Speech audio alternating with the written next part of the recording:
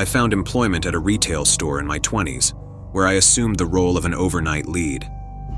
This wasn't your typical big chain grocery store. Instead, it belonged to a local chain boasting a modest 8 or 9 locations.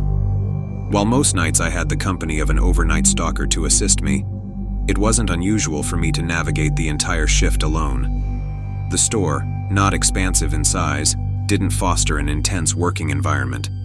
At times, I deliberately slowed down my pace to ensure I wouldn't run out of tasks to occupy my time. On one particular night, I embarked on my solo shift, starting at a steady pace by loading up boxes and moving into the aisles to commence stocking. Engrossed in my thoughts, my mind wandered to random musings, diverting my attention from the mundane task at hand. Suddenly, a knock at the front entrance jolted me back to reality. The sound echoing through the store surprised me, and I struggled to comprehend its source. As I approached the entrance, a hooded figure stood on the other side, knocking insistently. "We're closed. Won't be open until 8 a.m., I communicated through the glass, pointing to the closure sign. The man gazed at me without uttering a word. Repetition of our closed status did little to elicit a response. Eventually, he turned and walked away.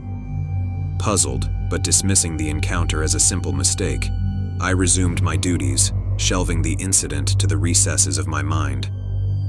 By 2 a.m., I had made my way through half of the aisles and decided to take a lunch break. Leaving the boxes in place, I headed to the break room, spending a good half hour there before returning to work. As I approached the end of the aisle, my gaze caught a figure walking past.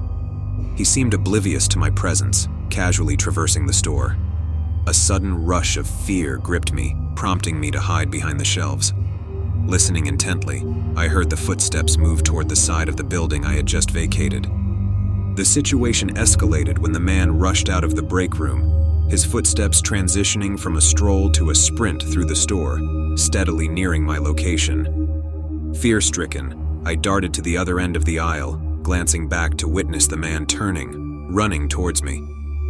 Unlocking the front door in haste, I stepped outside, only to be startled by a bright flash and a deafening pop, an echoing gunshot that left my ears ringing. Without a clear understanding of where the bullet landed, I sprinted around the building, eventually reaching the safety of my car. Huddled in the back seat, I dialed 911. Fortunately, the assailant did not pursue me outside, disappearing by the time the police arrived. Their investigation revealed a battered back door and an assortment of heavy tools left in its wake. However, the most chilling discovery was a gunshot hole near the front doors. The motive behind the break-in and the aggressive targeting of me remained an enigma.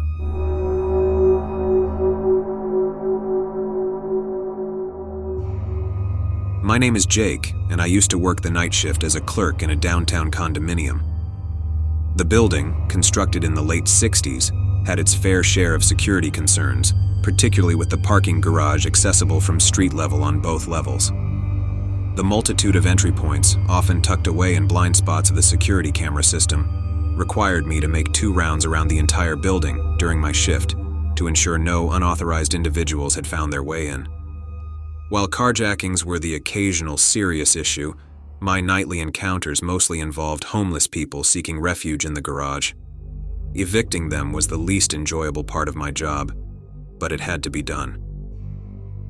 After several months on the job, I became familiar with every nook and cranny, discovering the building's maze-like structure due to numerous renovations over the years. One particular spot stood out as the creepiest: the first-floor door in the garage leading to a narrow corridor beneath the ramp to the second level.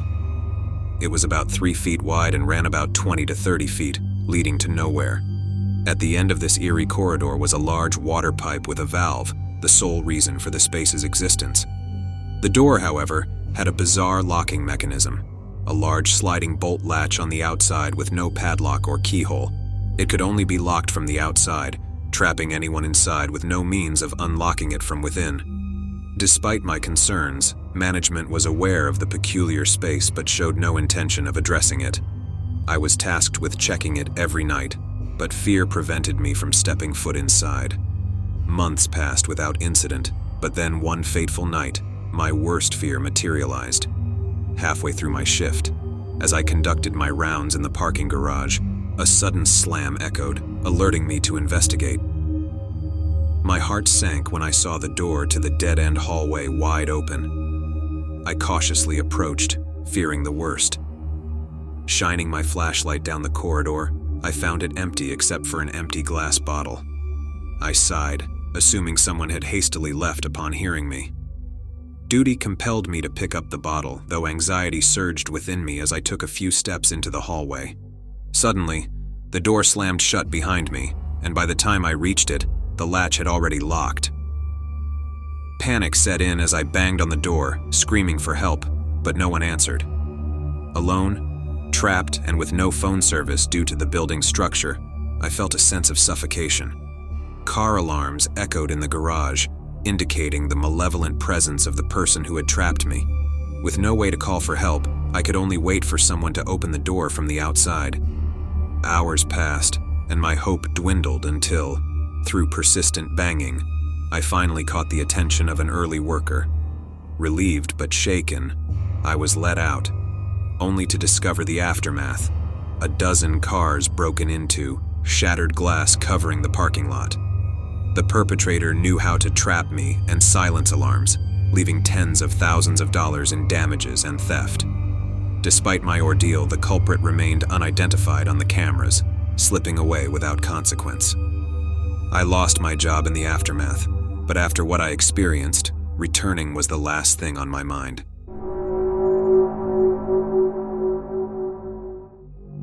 Years ago, I found myself working as a barista at a charming coffee shop tucked away in a town that was once bustling with life. The coffee shop, a haven for local artists and musicians, hosted intimate gigs and open mics that breathed life into the evenings. Although the vibrant spirit of the place lingered, the dynamics had changed since the mysterious incidents that unfolded during my time there. Unlike today's operating hours, the coffee shop used to stay open 24/7 from Thursday to Sunday. The night shifts, particularly the graveyard slot, were dreaded by the staff. The tips were meager, and the eerie solitude that enveloped the place in the small hours weighed heavily on our shoulders. I vividly remember the cautionary advice given: never keep more than $50 in the drawer during the graveyard shift. It wasn't just a precaution, it was a palpable acknowledgement of the lurking shadows that danced on the fringes of the town. Nestled on the outskirts, the shop sat in a precarious balance between a decent part of town and the shadow of a more questionable neighborhood.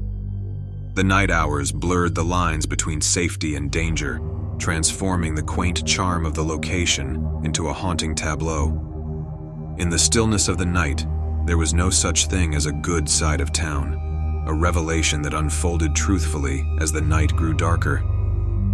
To ward off the unsettling solitude, I often called upon one of my male friends to accompany me during the graveyard shift. Among them, Nick was the reliable companion who willingly braved the quiet hours with me. Our arrangement was simple. He would work on his laptop, I'd slip him a few beers under the table, and together we'd navigate the long nights. We shared platonic conversations, and Nick's knowledge about the coffee shop, despite being a mere friend, led to playful banter about him practically being an honorary employee.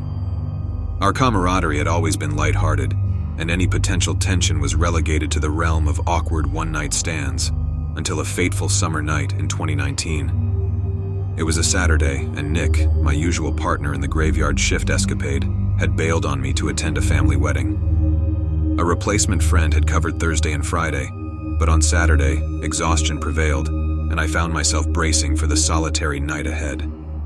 Surprisingly, the night unfolded at a languid pace, sparing me the chaos of unruly customers. By 3 a.m, my tip jar boasted a meager $10, but the peace of the night was abruptly shattered. The shop, a hollow echo of its bustling self, was empty save for me. As I busied myself with the routine of brewing coffee, an inexplicable tension hung in the air. A figure passed by the front window, catching my peripheral vision. I glanced over, but the space outside was devoid of any presence. My senses heightened as I waited for someone to approach the back door, a route customers could use. Minutes ticked by, and still, no one materialized.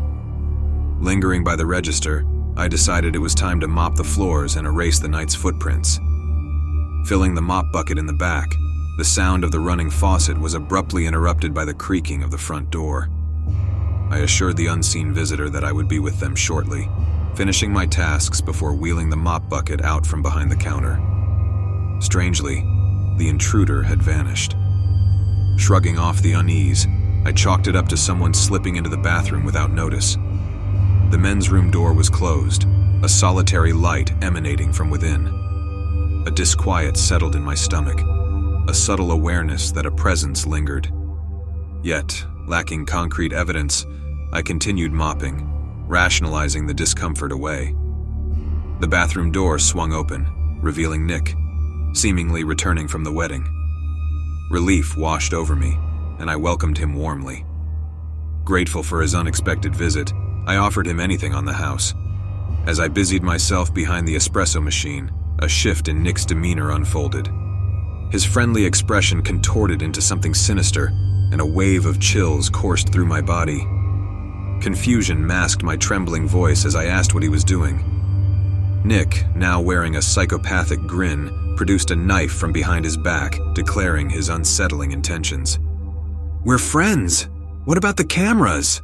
I pleaded, the fear evident in my voice.